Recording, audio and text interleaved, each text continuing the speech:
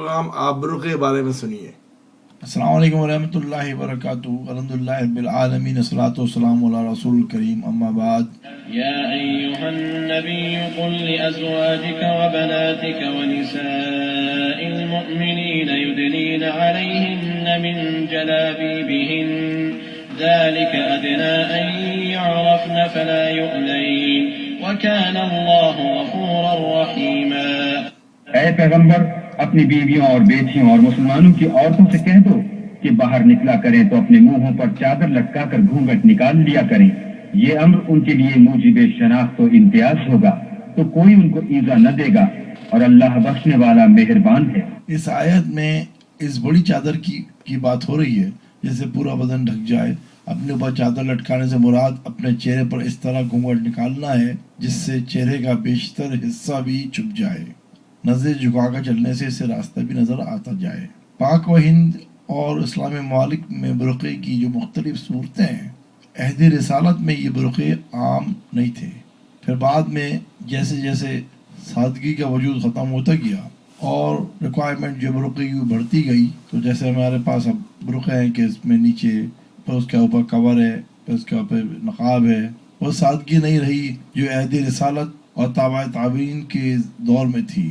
عورتیں نہایت سادہ لباس پہنتی تھیں اور ہر وقت یہ ان کی جدوجہد رہتی تھی کہ اللہ تعالیٰ ان سے کیا چاہ رہا ہے اور رسول اللہ صلی اللہ علیہ وسلم نے اس کو کس طرح کیا ہے، اس کی تلاش تھی، ان کو اپنا ہوش نہیں تھا۔ اس وقت ہر مسلمان اس کوشش میں تھا کہ اللہ سبحانہ تعالیٰ کے قانونوں کو کس طرح وہ لرن کرے، کس طرح امپلیمنٹ کرے اور بھاگ بھاگ کر جلدی جلدی لوگوں میں پھیلا دے تاکہ لوگ جو ہیں وہ اللہ تعالیٰ کے حکم کے فرما بردار بن جائیں۔ آج تو ہمیں اپنی فرما برداری مینٹین کرنا مشکل ہو گئی ہے اور ہم راستے ڈھونڈتے ہیں کہ کس طرح سے راستہ نکلے اور ہم جو ہیں وہ نان مسلم جیسے لگیں۔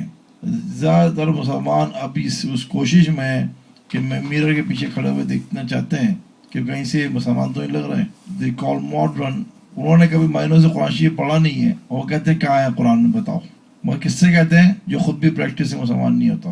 مگر ایک سب سے بڑی جو بیوٹیفل بات وہ یہ ہے کہ ہر آدمی نے اپنی قبر میں جا کے اپنا جواب دینا ہوگا، چاہے مرد ہو یا عورت ہو۔ اس زمانے میں ان کی کوشش یہی ہوا کرتی تھی کہ کس طرح اسلام اپلائی کیا جائے اور کس طرح سے اس کو پھیلایا جائے اور لوگوں کو بتایا جائے اس کے بینیفٹس۔ اس وقت کی عورتوں کے پاس ان کے پاس بناؤ سنگار اور زیب و زینت کے اظہار کا وہ جذبہ ہی نہ تھا، اس لیے ایک بڑی چادر سے بھی پردے کے تقاضے پورے ہو جاتے تھے۔ لیکن جیسے میں پتہ ہے کہ وہ سادگی آج کے دور میں نہیں رہی اور وہ صبر اور تحمل کی جو رانگ ڈیزائرز ہیں ان کے اوپر وہ ختم ہو گیا۔ مسلمان عورتوں میں سجنا سنورنا اور ایڈمائر کی جائیں پارٹیز میں اس دور میں ہم آ گئے ہیں، اور عورتوں کے اندر زرق برق لباس پہننے اور زیورات کی نمائش عام ہو گئی ہے آج کل، جس کی وجہ سے چادر سے پردہ کرنا مشکل ہو گیا ہے۔ اور وہی بات برقعوں کی اور اس کی مختلف انداز کے برقعے عام ہو گئے ہیں، اور ان برقعوں میں کیونکہ پولی اسٹر کے ہوتے ہیں تو گرمی بھی محسوس ہوتی ہے عورتوں کو، لیکن یہ ذرا سی تکلیف شریعت کے تقاضوں کے مقابلے میں کوئی اہمیت نہیں رکھتی کہ جو عورت برقعے کے بجائے پردے کے لیے چادر استعمال کرتی ہے اور پورے بدن کو ڈھانک لیتی ہے اور چہرہ بھی چھپا لیتی ہے اور اتنا دیکھتی ہے جتنی ضرورت ہے ایک آنکھ سے، وہ یقیناً پردے کے حکم کو بجا لاتی ہے۔ برقعہ کوئی ایسا لازمی شے نہیں ہے جیسے شریعت نے پردے کے لیے لازمی قرار دیا ہو، چادر سے بھی پردہ ہو سکتا ہے۔ یہ ڈیپینڈ کرتا ہے کہ عورت اپنے آپ کو کتنا دکھانا چاہ رہی ہے۔ اگر وہ شریعت کے تقاضے پورے کرتی ہے تو دین فائن، جب وہ ایک چادر سے نے اپنے آپ کو چھپایا ہوا ہے اور اتنا دیکھ رہی ہے جتنا اس کو ضرورت ہے، اتنا اپنے حصے کو کھولا ہوا ہے آنکھ کے کہ جتنی اس کو ضرورت ہے اتنا دیکھ رہی ہے، فائن، اس کو کوئی پرابلم نہیں ہے، بھی نہیں رہا ہے۔ اور بعض عورتوں کے لیے تو اس کو مطلب وہ ایک پٹا لینا بھی ایک گراں ہے، ان کے لیے مشکل ہے۔ اب اس صورت حال کو دیکھتے ہوئے کہنا پڑتا ہے کہ اب برقعے کا استعمال ہی صحیح ہے، کیونکہ جب سے برقعے کی جگہ چادر نے لے لی ہے بے پردگی عام ہو گئی ہے، بلکہ عورتیں نیم برہنہ بھی ہونے پر بھی فخر کرنے لگی ہیں۔ فَإِنَّ لِلَّهِ وَإِنَّا إِلَيْهِ رَاجِعُونَ۔ بہرحال اس آیت میں نبی کریم صلی اللہ علیہ وسلم کی بیویوں، بیٹیوں اور عام مومن عورتوں کو جو اپنے آپ کو کہتی ہیں بلیور ہیں، گھر سے باہر نکلتے وقت پردے کا حکم دیا گیا ہے۔ مگر گھر سے باہر نکلتے ہوئے پردے کا جو حکم ہے ان عورتوں کی بات ہو رہی جن کے گھر میں باقاعدہ محرم اور نامحرم کی تمیز ہے، اور جب ان کے یہاں नामहरम आते हैं तो बाकायदा वो पर्दे में हो जाती हैं। तो उन औरतों के लिए है कि वो घर में रहें अपने महरम के सामने तो नो प्रॉब्लम, जो उनके महरम्स हैं उनके सामने रहें तो नो प्रॉब्लम, लेकिन अगर वो बाहर जा रही हैं तो फिर मेक श्योर करें कि वो पर्दा करें। इससे वाज़ेह है कि पर्दे का हुक्म किसी उलमा का इजाद किया हुआ नहीं है, या कोई कल्चर नहीं है, या कोई सऊदी कल्चर नहीं है, बल्कि ये लाजिम है। ये हुक्म है कि महरम और नामहरम के बीच में एक चादर लटकानी ज़रूरी है। लेकिन आजकल औरतों ने चादर को बेपर्दगी इख्तियार करने का जरिया बना लिया है। पहले बुर्क़े की जगह चादर ओढ़ना शुरू करती हैं, फिर चादर भी गायब हो जाती है, जैसे हमें पता है। फिर सिर्फ दुपट्टा रह जाता है, और दुपट्टा जब चुना हुआ होता है तो बिल्कुल ही वो फिर एक पट्टा सा वो भी नहीं रहा है। अभी सूरत हाल को देखते हुए कहना पड़ता है कि अब बुर्क़े का इस्तेमाल ही सही है, क्योंकि जब से बुर्क़े की जगह चादर ने ले ली है बेपर्दगी आम हो गई है, बल्कि औरतें नीम बिराना भी होने पर भी फख्र करने लगी हैं। फ़इन्ना लिल्लाहि व इन्ना इलैहि राजिऊन। ऐ पैगंबर, अपनी बीवियों और बेटियों और मुसलमानों की औरतों से कह दो कि बाहर निकला करें तो अपने मुंहों पर चादर लटका कर घूंघट निकाल लिया करें।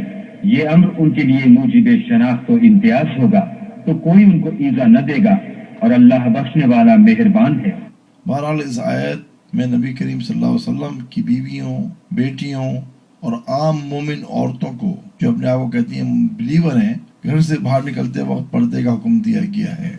इससे वाज़ेह है कि पर्दे का हुक्म किसी उलमा का इजाद किया हुआ नहीं है, या कोई कल्चर नहीं है, या कोई सऊदी कल्चर नहीं है, बल्कि ये लाजिम है। जब तक मुसलमान मर्द और औरत का टोटल फोकस अल्लाह सुब्हानहू तआला की तरफ नहीं होगा, उस वक्त तक वो कामयाबी हासिल नहीं कर सकता है। जो लोग अल्लाह के आगे सरे इताअत हम करने वाले हैं, यानी मुसलमान मर्द और मुसलमान औरतें, और मोमिन मर्द और मोमिन औरतें, और फर्माबरदार मर्द और फर्माबरदार औरतें, और रास्तबाज मर्द और रास्तबाज औरतें, और सब्र करने वाले मर्द और सब्र करने वाली औरतें, और फरोख्ती करने वाले मर्द और फरोख्ती करने वाली औरतें, और खैरात करने वाले मर्द और खैरात करने वाली औरतें, और रोजे रखने वाले मर्द और रोजे रखने वाली औरतें, और अपनी शर्मगाहों की हिफाजत करने वाले मर्द और हिफाजत करने वाली औरतें, और अल्लाह को कसरत से याद करने वाले मर्द और कसरत से याद करने वाली औरतें।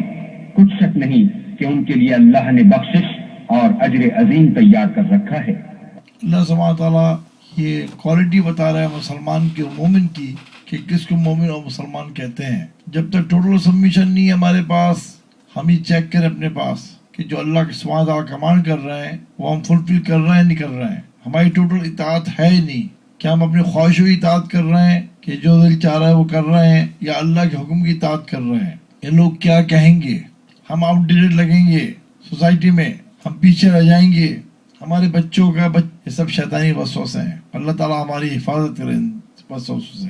या अय्युहन नबी कुल लिअज़वाजिका व बनातिका व निसाइल मुमिनीन युदनीना अलैहिन्न मिन जलाबिबिहिन ज़ालिका अदना अन यु'रफ़न फला यु'ज़ैन व काना अल्लाहु गफ़ूरर Rahima. You've been listening RadioFocusIslam.com. Please log on. There's many programs for the burqa and interest. Jazakallah khair. ये प्रोग्राम को तौक़ीर अंसारी पेश कर रहे थे। अस्सलामु अलैकुम व रहमतुल्लाहि व बरकातुहू।